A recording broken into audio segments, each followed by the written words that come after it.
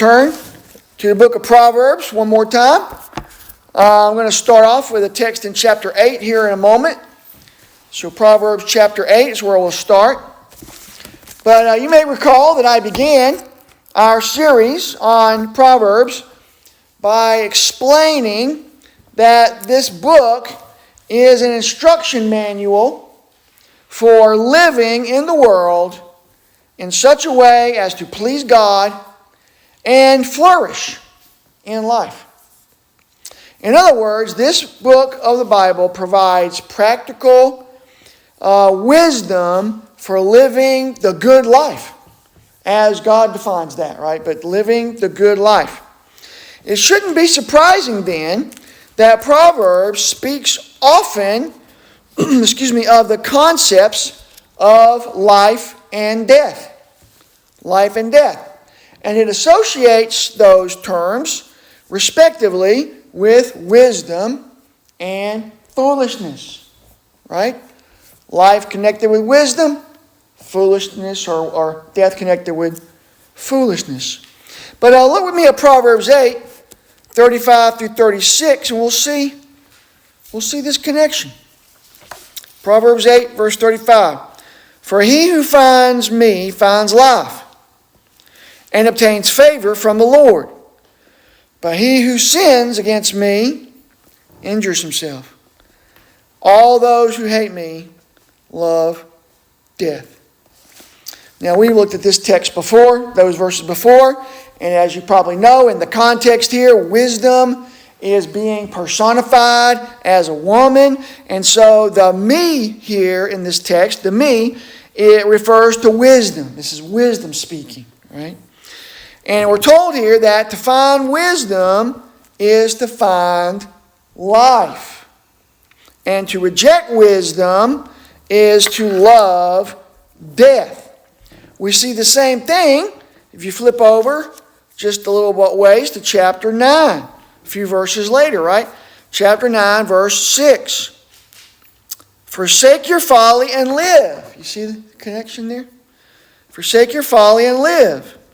And proceed in the way of understanding. The way of understanding here is the way of life, right? Obviously, that's a connection there too.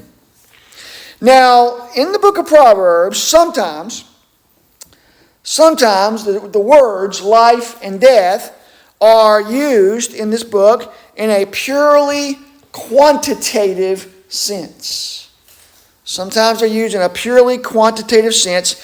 That is, having to do with either a long or short life, right? How many years you live, right? The idea. Look with me at a few verses on this. Back to chapter 3 and verse 2. It says, for length of days and years of life and peace they will add to you, right? Keeping God's commandments in the verse before that is the key.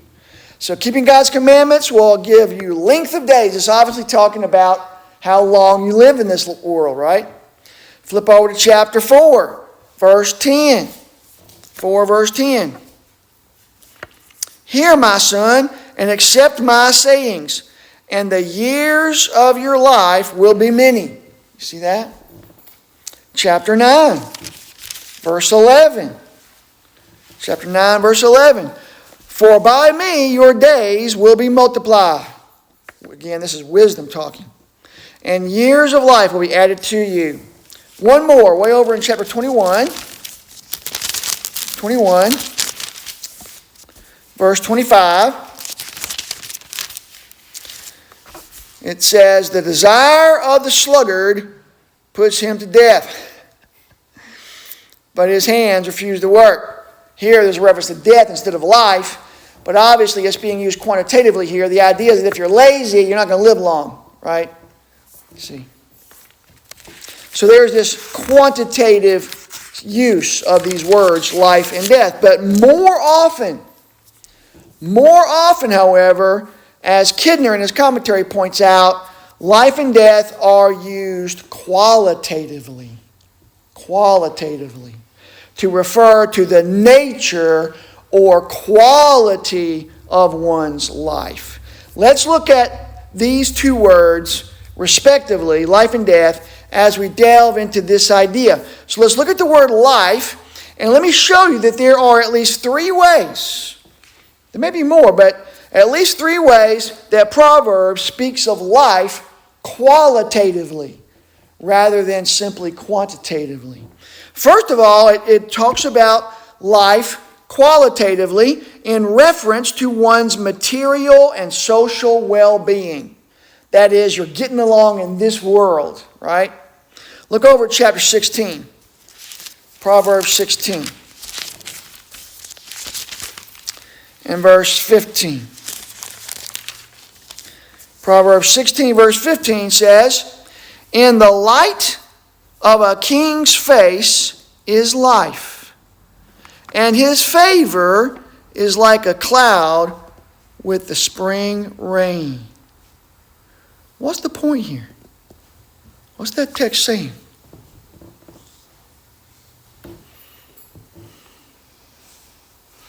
Notice it talks about if the king has favor on you, he calls that life, right? In light of the king's face is life.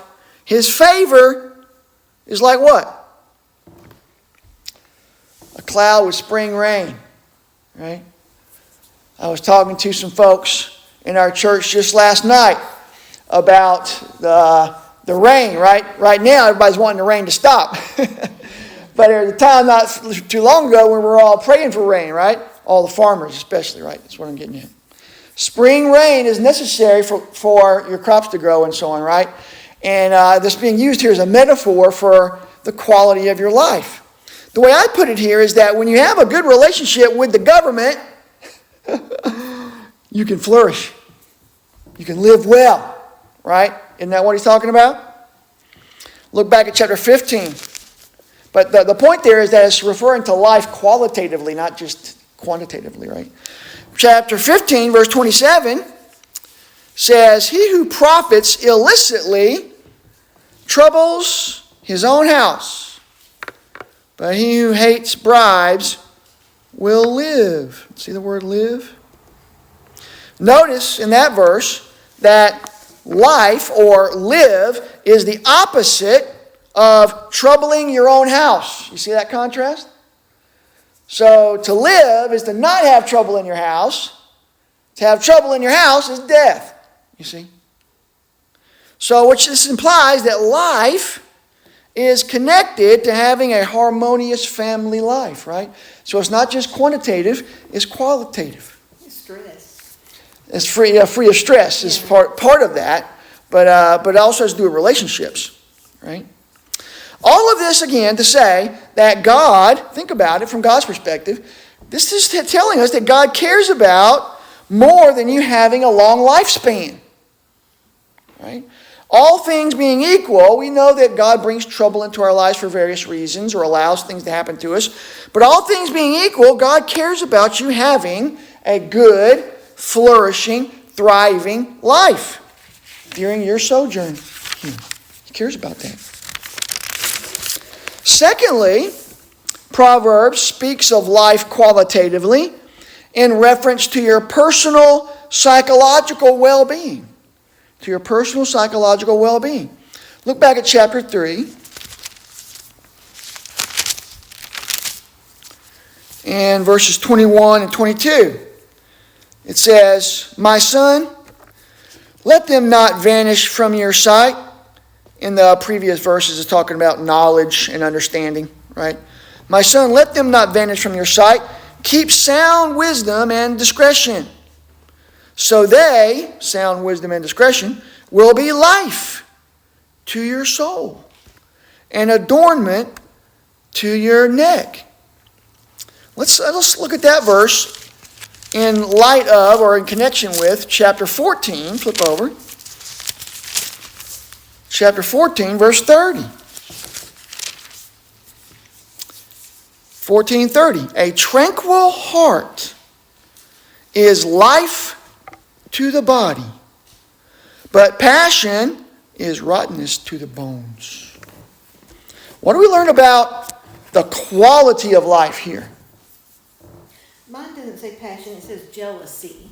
Another translation I read said envy, right? Either way, I think the main point I want to make is still going to be the case. What do we learn about the quality of life in those verses? Envy, jealousy, or in my translation, what was it? Verse 30, passion, right, is contrasted with what word? Tranquility. Everybody see that?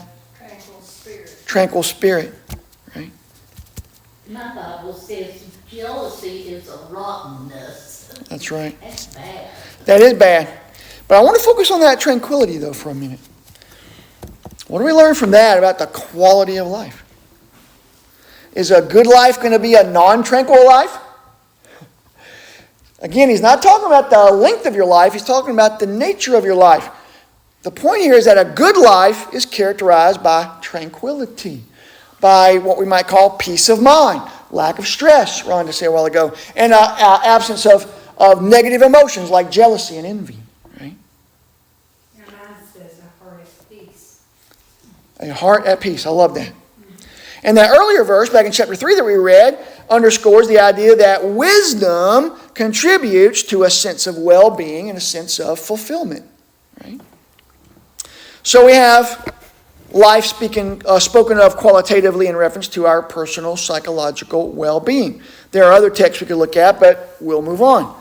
Thirdly, it speaks of life qualitatively in reference to your spiritual well-being. I'll spend most of my time here. Your spiritual well-being. Kidner, in his commentary, rightly says that in several verses in Proverbs, life means fellowship with God. That's literally what life means, fellowship with God. And what that involves, right? We've already seen this back in chapter 8, verse 35, where we read that the one who gets wisdom gets life, and, you remember what it said? Oh, that was just 2 minutes ago. The one who gets wisdom gets life and favor with God. Don't forget that. That's the most important part. Real, abundant life is a life lived in the favor of God. But look also at chapter 10. Look at chapter 10.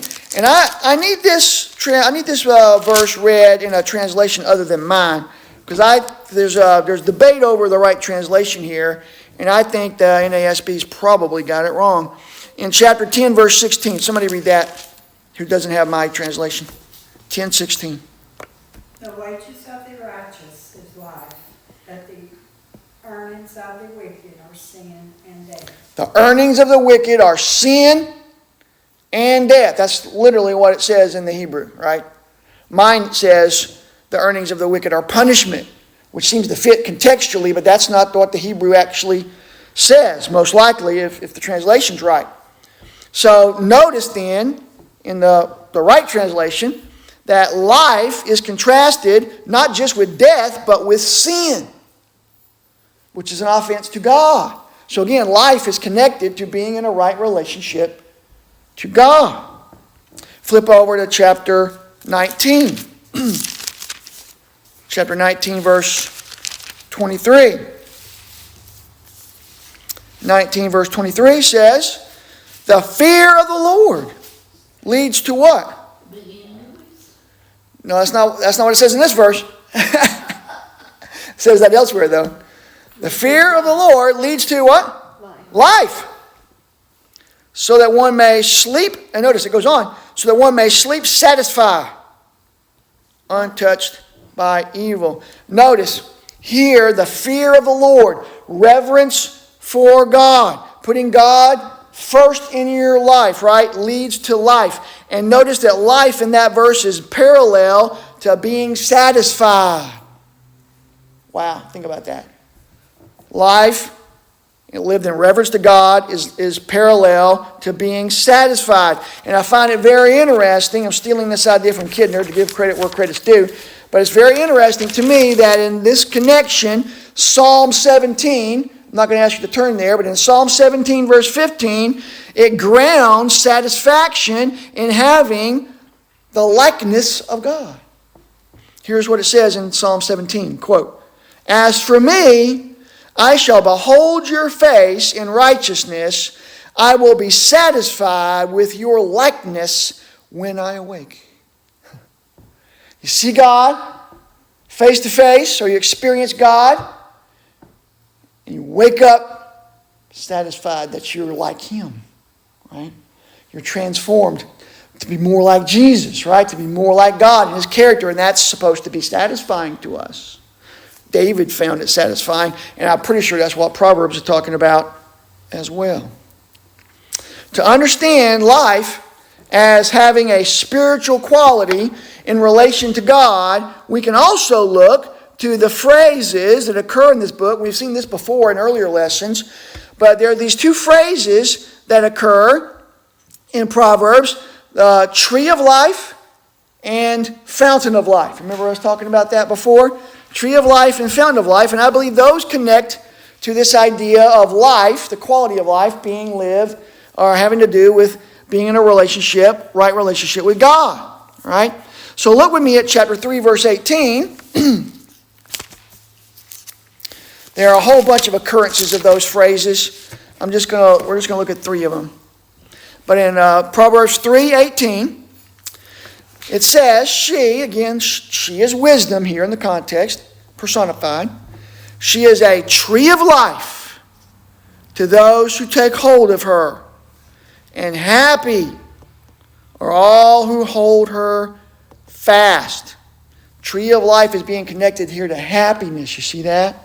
A happy life. So it's definitely got the idea of the quality of life in mind here. But that tree of life connects it to God. We'll see more about that in a moment. But flip over to chapter 14 again. 14, verse 27. 14:27 says, "The fear of the Lord is a fountain of life. That one may avoid the snares of death." Right? And then chapter 16, verse 22, similar idea. "Understanding is a fountain of life to one who has it, but the discipline of fools is folly." Even in those verses where God isn't directly mentioned, this phrase, tree of life and fountain of life, certainly connects it to God. The tree of life terminology, as you already know, comes from Genesis chapter 2 and chapter 3, right? That's where the author is getting that language from. The tree of life, right, that we have access to only in right relationship to God. How do I know that? Because when Adam and Eve fell in the garden, what happened? Did they get access to the tree of life, Oliver? No, what happened? They lost access. They lost access, right? They were kicked out of the garden so that they wouldn't be able to eat from that tree, right?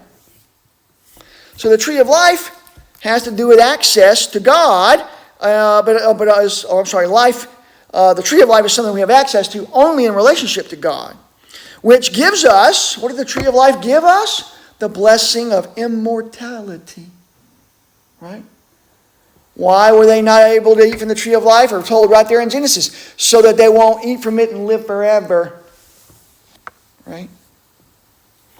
So I find that extremely fascinating. And this, of course, raises the question of whether Proverbs, the book of Proverbs, ever sees life as extending beyond the grave, right? I'm going to come back to that question, but first, let's look at death, right? We've seen all these references to life. Let's look now at death. I'll be much briefer here, but Proverbs uses the word death over 20 times. There's debate over how many times, depending on the translation of the words, but at least 20 times Proverbs uses the word death, alongside other words that are associated with death, such as, for example, Sheol, which is often translated grave, or Abaddon, or the shades. You ever heard that? The shades. That's a reference to departed spirits, right? The shades. Interestingly, though, as Kidner points out, about all of these references, almost all of these references to death are qualitative, not quantitative. They're almost always talking about contrasting with qualitative life, right? Rather than merely quantitative. That is, these references to death refer to a negative quality of life. According to Proverbs, as we've seen, life has to do with a full, flourishing existence. And so death then refers to any weakness in life. Any weakness in life. Look at chapter 5, verse 23. Chapter 5, verse 23. He will die for a lack of instruction, and in the greatness of his folly, he will go astray. Notice there's this reference to dying or death in the first part of that verse. And death is a result of a lack of instruction and wisdom. But notice the contrast. Right? He'll die for lack of instruction, and in the greatness of his folly he will go astray. Death is equated to going astray. You see that? Death here means going astray. Or, to put it in another way, missing out on true life. So it's not just talking about the end of your life physically, quantitatively speaking, right? It's talking about the quality of the life that you live. You can live a life. It's an interesting little paradox or contradiction, if you will. Live a life that's characterized by death. Or live a life that's characterized by life, when those terms are understood qualitatively, right? Chapter 9. Look at chapter 9. Verses 17 and 18. Stolen water is sweet, and bread eaten in secret is pleasant. The bread eaten in secret is the bread that's stolen, right? You have to eat it in hiding because so nobody won't know that you stole it, is the idea, right? But, verse 18, he does not know that the dead, the secret place, right? He does not know that the dead are there, that her guests, death's guests, are in the depths of Sheol. Kidner comments on this. I can't say it better. He says, quote, a man can stray into death's territory and find himself among its citizens before he ever quits this earth. Isn't that cool? The way he puts that? End quote. This brings me back to the subject of life after death. Proverbs is not very explicit about it, but there are 3 verses that I know of, 3 verses that provide strong hints that physical death is not the end of life. We'll start with chapter 12. Chapter 12, verse 28. Now, I say hints here. You're going to say that this verse is a lot more than a hint, but I'll comment on this in a minute. So, 12:28. In the way of righteousness is life, and in its pathway there is no death. That pretty much sounds like it's talking about life after death, right? The question, though, is whether that is translated correctly. There's debate among scholars over how best to translate the last part of that verse out of the Hebrew. But many commentators, and probably most translations, have it this way. And if it is translated right, then what is this saying? What does this verse seem to teach about what I'm asking about, what I'm talking about? If you stay on the path of righteousness, there's no death. Yes, which means life after death, right? Life after physical death. Exactly. So it seems to point to life after death. All right, with that in mind, flip back to chapter 11, just a couple pages, to verse 7. 11 verse 7. When a wicked man dies, his expectation will perish. and the hope of strong men perishes. The emphasis here that I want to bring out is on the word expectation and the word hope, right? Death is the end of all hope. Death is the end of expectations. And with that in mind, look over chapter 14. It'll be the last verse we look at. Chapter 14, verse 32. The wicked is thrust down by his wrongdoing, but the righteous has a refuge when he dies. That's interesting. How can you have a refuge when you die if you don't keep on living in some sense of that word, right? See my point? So these verses suggest that at death, a wicked man forfeits a hope that a righteous man keeps. And what is that? Well, I've already said it. It's the hope for life after death. Right? Now, other parts of the Bible, as you know, will clarify and expand on the hope for life after death. Absolutely. Proverbs doesn't say a lot about it, but there are plenty of other places in the Bible that speak much about it, right? And we as Christians believe in the hope of the resurrection of the body, right? But let's conclude our study of Proverbs by saying, that the wisdom to be found in this book, if you learn it and practice it, will lead you to experience a good, abundant life, both now and for eternity. That's all I got to say. What questions do you have, if anything? Are we good? Don't everybody speak at once. All right. Well, I don't know about y'all. I've enjoyed this study through Proverbs. I hope it's been useful to you.